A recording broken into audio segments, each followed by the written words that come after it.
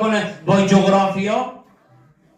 چقدر قرآن دقیق نگاه میکنه، چقدر عمیق نگاه میکنه. یسألونک عن الاهله، یسألونک عن الیتاما. این جمله رو بگم دعاتان بکنن.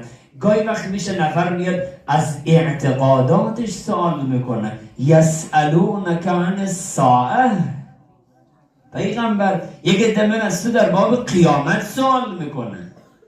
ایان مرساها، کی قیامت فرا میرسه؟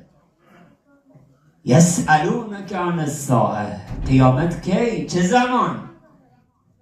حالا این سوال کردن از قبر و قیامت به معنای اینه که ما بیشتر نزدیک بشویم به اون هدف، بیشتر به یاد قیامت باشیم. و الا که ساعت قیامت رو غیر خدا کسی دیگری نمیدونه، غیر از خدا کسی دیگری نمیفهمه قیامت